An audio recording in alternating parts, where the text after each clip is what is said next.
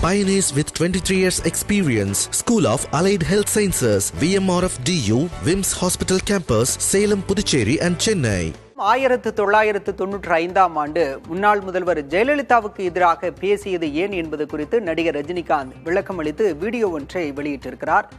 RM. வீரப்பனின் நினைவு நாளில் இந்த வீடியோவை ரஜினிகாந்த் பகிர்ந்திருக்கிறார். அப்போது அந்நாட்களில் நடைபெற்ற நினைவலைகளை தற்போது பகிர்ந்திருக்கிறார்.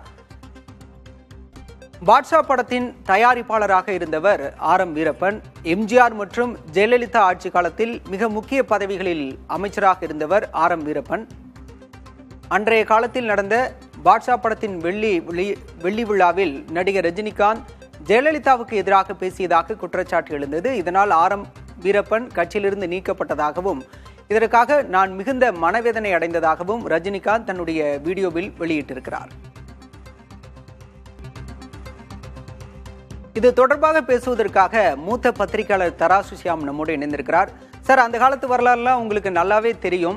ரஜினிகாந்த் தற்போது விளக்கம் அளித்திருப்பது ஏன், அன்று நடந்தது என்ன, கொஞ்சம் விரிவாக பதிவு செய்யுங்க சார்.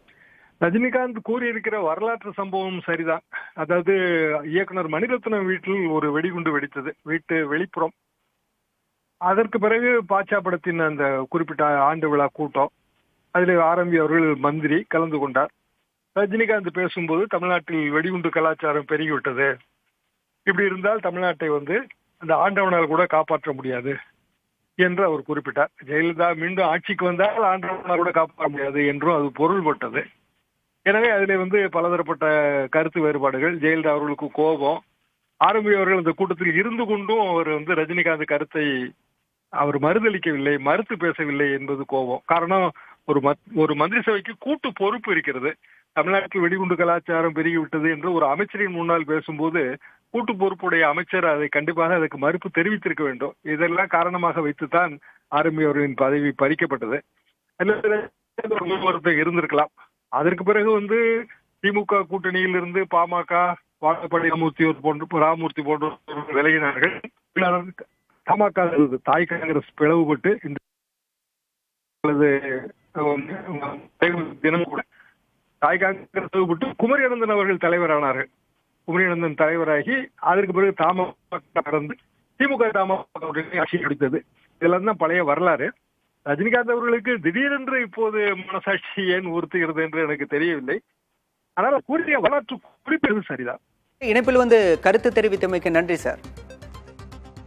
1995 ஆண்டில் நடைபெற்ற நிகழ்வு தொடர்பாக நடிகர் ரஜினிகாந்த் தற்போது வீடியோ வெளியிட்டு விளக்கம் அளித்திருக்கிறார். அந்த வீடியோவில் முன்னாள் முதலமைச்சர் ஜெயலலிதாவை ஏன் விமர்சித்தேன் என்பது குறித்து தற்போது விளக்கம் அளித்திருக்கிறார்.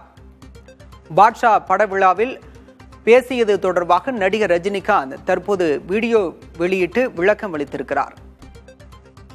1995 ஆண்டு பாட்ஷா படத்தின் வெள்ளி விழா நடைபெற்றது. அந்த விழாவில் பட தயாரிப்பாளரும் அன்றைய அமைச்சருமான ஆர்.எம். வீரப்பனும் பங்கேற்றிருந்தார். அப்போது வெடிகுண்டு கலாச்சாரம் தொடர்பாக நடிகர் ரஜினிகாந்த் பேசியது அந்த காலகட்டத்தில் மிகப்பெரிய அரசியல் வட்டாரத்தில் பரபரப்பை ஏற்படுத்தியது.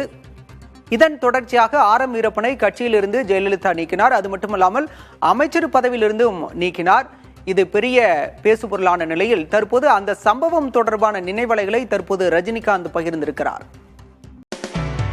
Pioneers with 23 years experience. School of Allied Health Sciences, VMRF DU, WIMS Hospital Campus, Salem, Puducherry and Chennai.